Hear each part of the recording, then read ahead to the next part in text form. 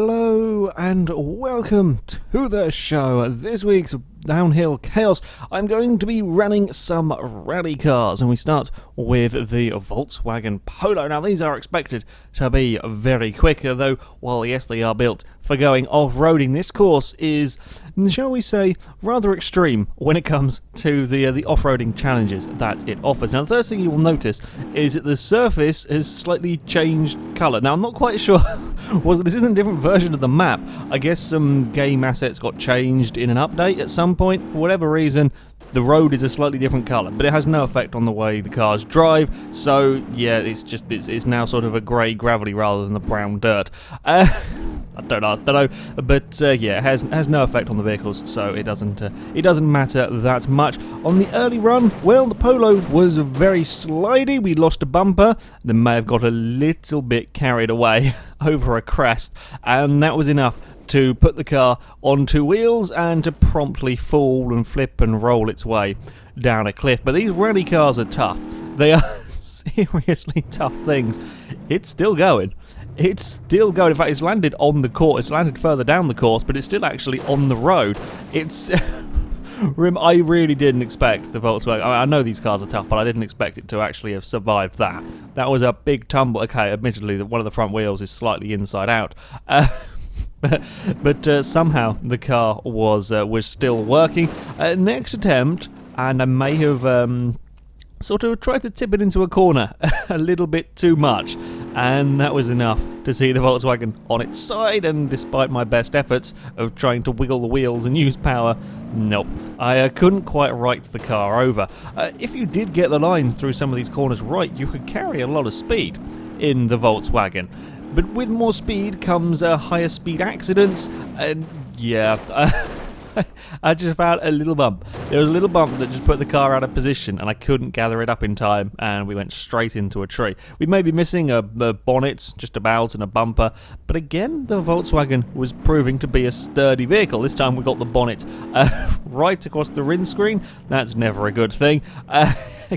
Just couldn't quite stop it in time. This time, though, we are saved by a tree. A tree did a good job of catching us, slowed the fall down quite. It's kind of impaled through the wind. Yeah, it's not a pretty crash as such, but we didn't quite land quite heavily. Again, I think the car might have worked had it been in a drivable position. Continued to have some silly errors, me trying to put the power down a little bit too soon out of the hairpin, and promptly managed to sort of get some oversteer, climb the banking a little bit, and then rolled over. Car's fine. That's a relatively tame crash for this vehicle, let's be honest.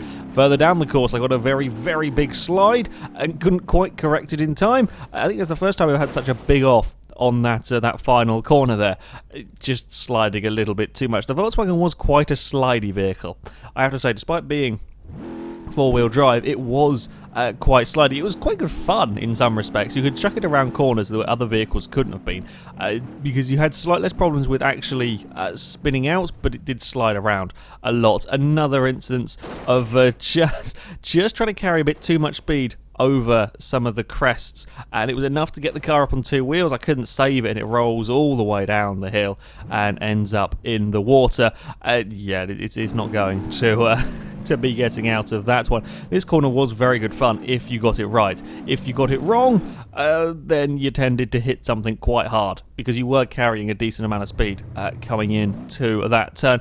Again, this is a bloody strong car. We may have the boot up and ripped all the back end off, but it's fine. The wheels are still all attached. It did take a little bit of time. It wasn't too bad with the Polo, as you would expect really with a car like this, making sure to keep it nice and tight on the inside of turn one. As I said, you can waste a lot of time sliding this car around, because it just will. It has quite a lot of power. One of the faster vehicles, in all honesty, that I've driven around here. It has more than enough power to happily slide the vehicle around. Again, taking a nice tight line this time, not quite so tight as to have the vehicle fall over.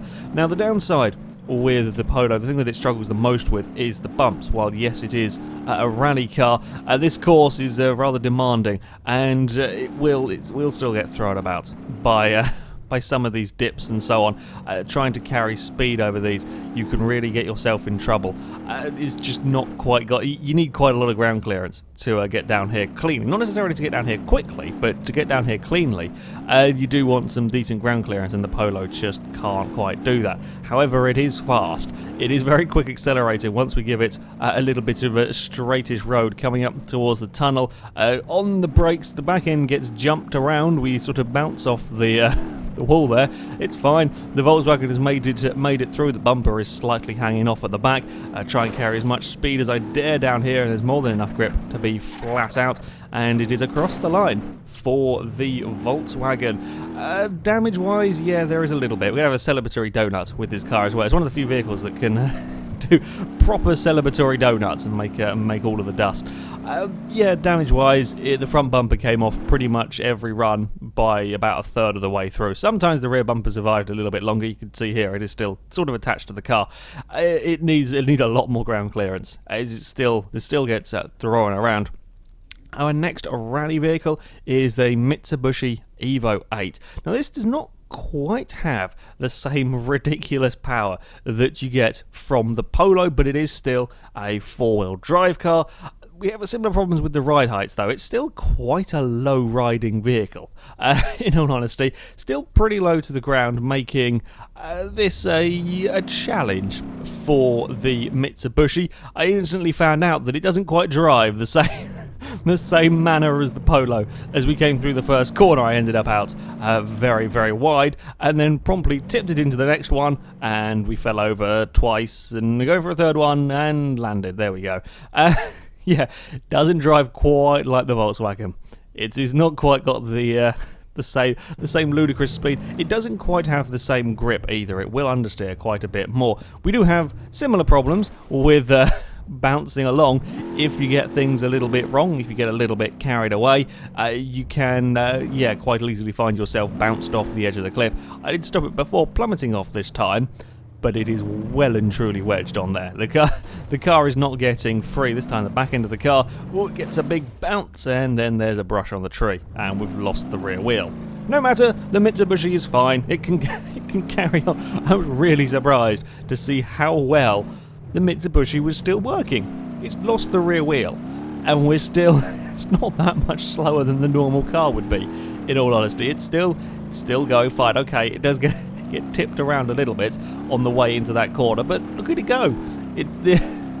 I thought that it was going to have sort of so much resistance without having that wheel there that it would barely move, but nope, the Mitsubishi is fine. It's fine driving along with three wheels. It's not quite so happy when you have two wheels, though, as we bounce it off the inside of the tunnel, lose one of the front wheels, and then it's not going anywhere, unfortunately. But that did far better on three wheels than I ever expected that it would do. The other problems with the Mitsubishi are very similar issues. In fact, a very, very similar crash right there to the one that we had with the Polo, is that it's just not quite got the ground clearance. Basically, it will bounce around on the bumps, and it's surprisingly easy, despite not having a particularly high centre of mass, surprisingly easy to roll it at some corners. Again, rally car, very strong. The Evo takes a hell of a lot to kill it, and it's still going despite that tumble. It's slightly reshaped Evo, but yeah, it's still going. These vehicles are bloody tough. They really are. They go through a lot of punishment on here. Coming up towards this corner, you can't take it as quick as you could with the the Polo. I turned in and was expecting it to sort of carry the speed through the turn that the Volkswagen could.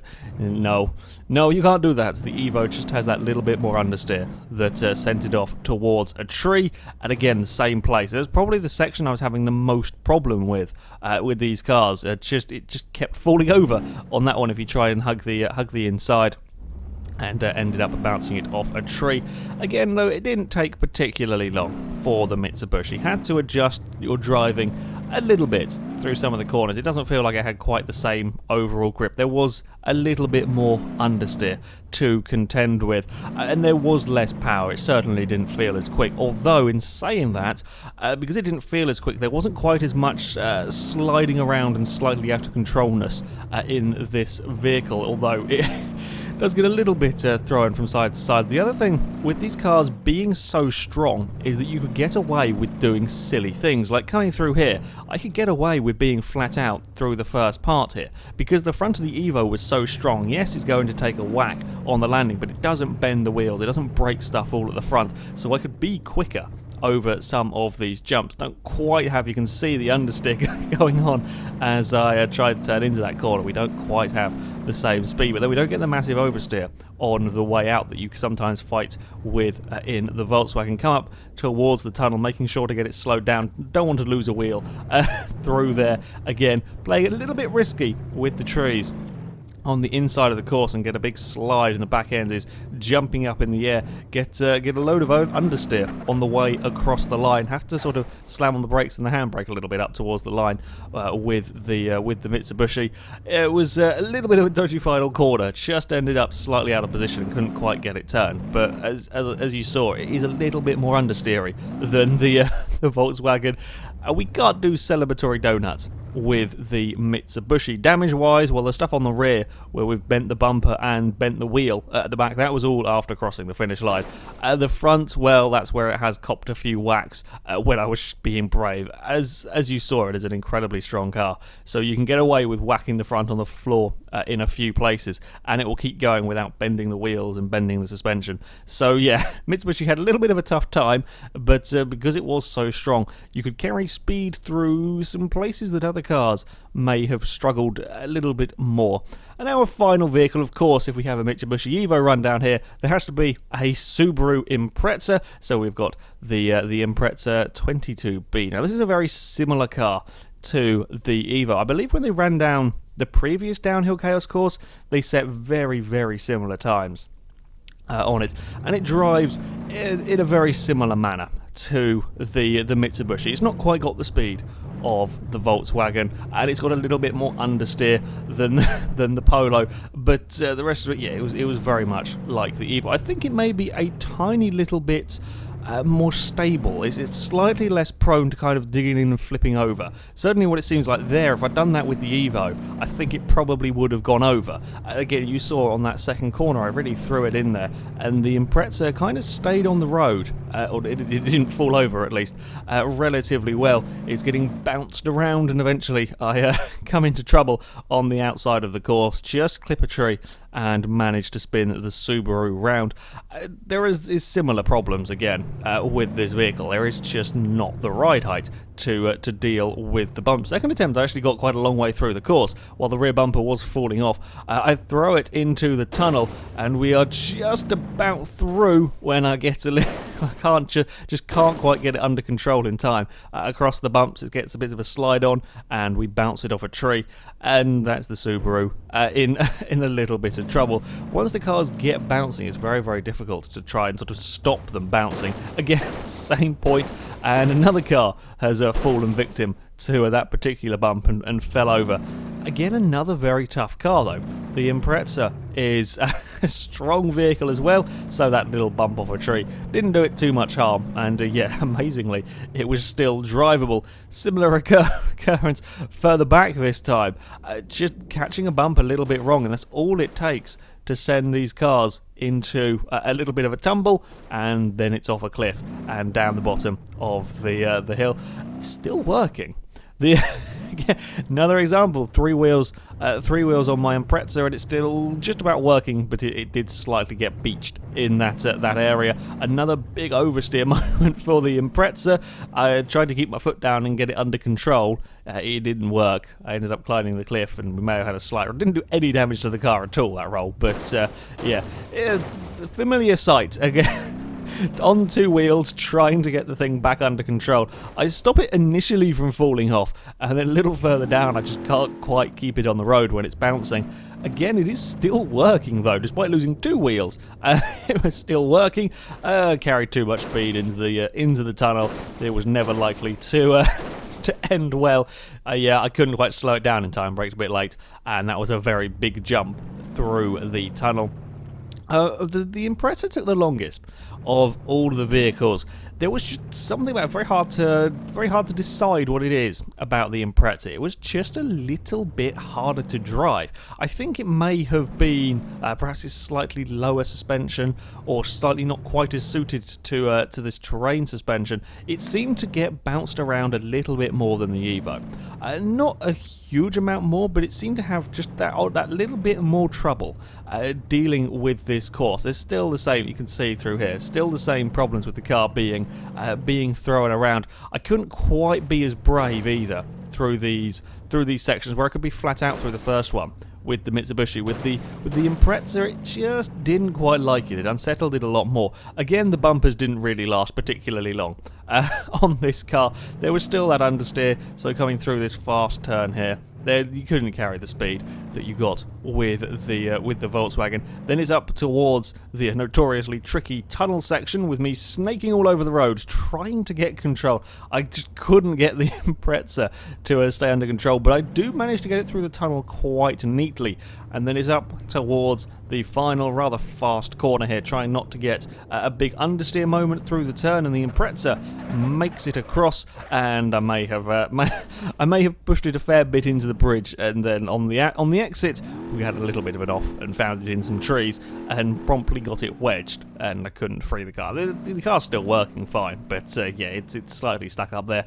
Damage wise, well, a fair bit of that was done after the finish line. Yeah, we lost the rear bumper fairly early on in the course and did a fair bit of damage to the front, but the Subaru did survive. Onto the times, and there is not the outcome I expected. The Evo goes quickest with a 1:18.1, a whole second quicker than the VW Polo. They're not as quick as the buggy, no, but still pretty damn fast times, and I'm surprised. I didn't expect the Evo to be the quicker of the two. I think the thing is, the Mitsubishi, you could throw it at some of the bumps and it didn't break, whereas with the Polo you had to be a little bit more cautious. Also, the Volkswagen, you did occasionally spend a bit too much time sideways and wasting time sliding around. Good fun car to drive, the Polo, I have to say, but yeah, that's not the outcome I expected, and it's a little bit further down that we find the Impreza, but it's not that far off. As you saw, I did struggle a little bit more with the Subaru.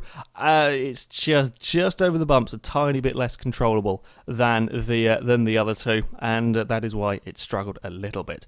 Anyway, that is it for this video, guys. If you would like to try the mods that I have used in this, then all the links will be in the description, so you can download them yourself and have a play. But thank you very much for watching, and until next time, goodbye.